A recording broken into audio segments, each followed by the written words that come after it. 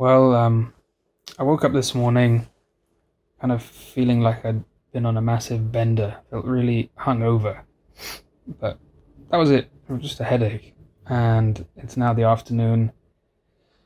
I've got a high temperature, diarrhea, my joints ache, but I've got a really banging headache. Now, I don't know if this is COVID, because there's no cough, so slightly atypical, but we do know that can happen. That's been described, as well as quite a lot of nausea. I haven't vomited, but retched quite a lot. It's not the worst illness I've ever had. I mean, I had flu a little while ago, and that was much worse. That really knocked me out.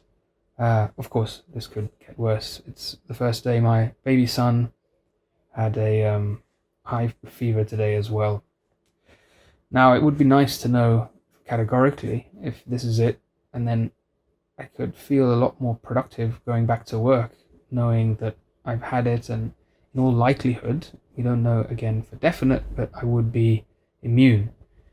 As I'm doing this, I'm getting lots of text messages popping up on my phone from different hospitals and agencies asking if anybody can cover shifts, and really annoyingly, I was meant to be on call this weekend at my hospital.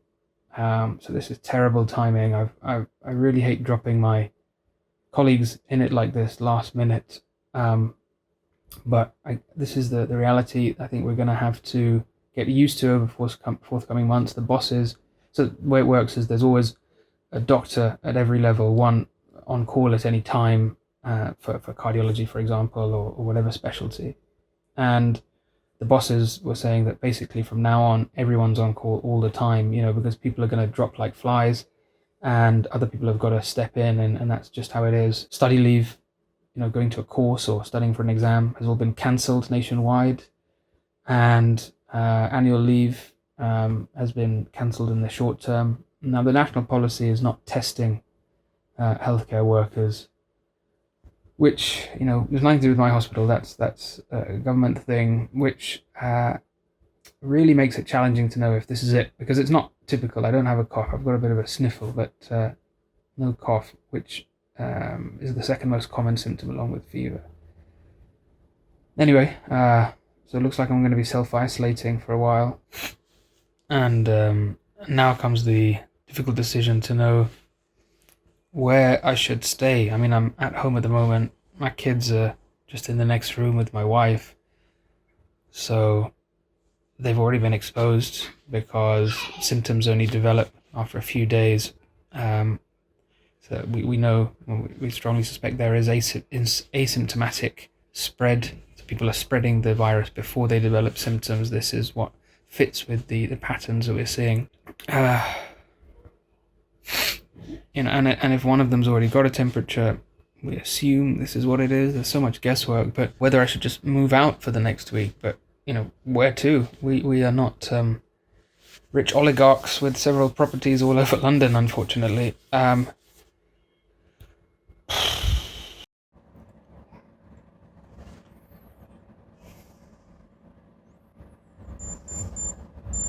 It's come down a bit now, 38.1. That's a little progress. That last video was quite a few hours ago now. It's the middle of the night. I've been sleeping all afternoon and evening, feeling much better. Still definitely feeling unwell, but my headache's better, my temperature's down. I'll talk about symptoms properly in a second. I thought that might be quite useful. But I do want to emphasize the point that this, for the vast majority of people, not just young people, I mean, of all ages, the majority of people, this will be a self-limiting, not particularly bad illness. And that is good, of course, but it's also the reason that this is so easy to pass on. Because even someone like me, who's spent the last few weeks obsessively reading and learning about this, even I was completely blindsided by these symptoms that just seem to come out of nowhere. And potentially I've passed this on to other people without knowing, and it's easy to do. So that's why it's of utmost importance that please adhere to the advice that's been given, that of social distancing. That's our key tool to beat this. Hand washing, You already know that avoiding close contact, isolating yourself if you've got any symptoms at all, it really makes a huge difference. So in terms of symptoms, I'll kind of go over the chronology. Yesterday, well, it's actually day before yesterday now, I was appearing on live television, which I'd never done before, and I was very, very nervous. And so I had kind of butterflies in my tummy.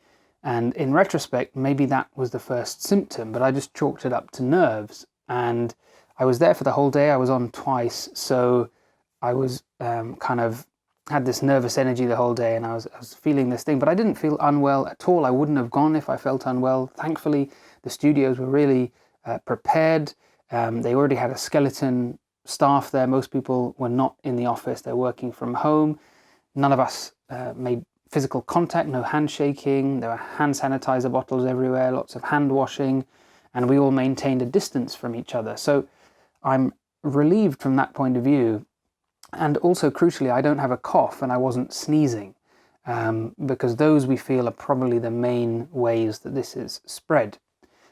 So fingers crossed, I haven't wiped out the ITV newsroom. A few hours later, my baby spiked a fever, and then soon afterwards, my abdominal cramps started getting worse, culminating in going to the toilet for some diarrhea. I didn't think I'd be sharing my bowel habits on YouTube. That wasn't my intention when I started this channel, but there you go. Okay, it's saying my heart rate is 73, which is still well within normal, but high for me.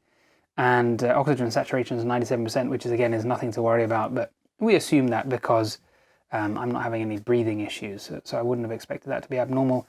I don't think my blood pressure or anything else would be normal. And as I said, my temperature has come down to near normal now. It's not particularly nice to self-isolate yourself from your own family. In reality, they've all been exposed already, but we're trying to minimize any further infection. So I have moved into my son's room. He's going to stay with the baby and my wife in the main bedroom. It's not too bad.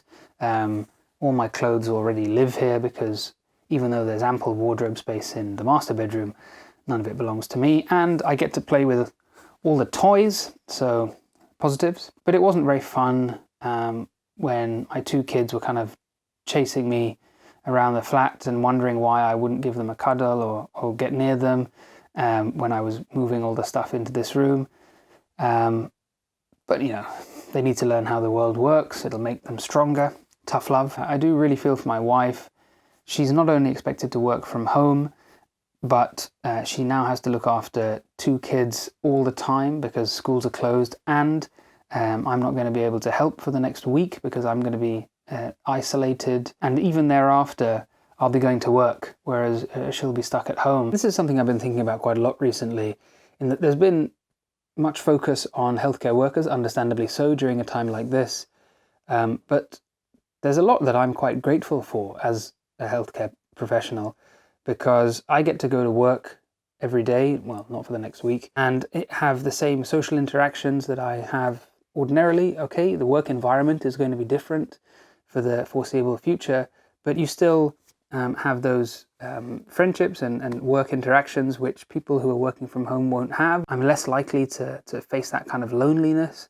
And secondly, my job is pretty safe right now, whereas many people can't say that, and it's an uncertain time. So I'll end by reiterating my main message, that I know a lot of people are scared about getting this illness, scared about maybe developing complications if they get it. But as I hope I'm showing you, and I'll continue to update this, the illness itself is nothing to worry about.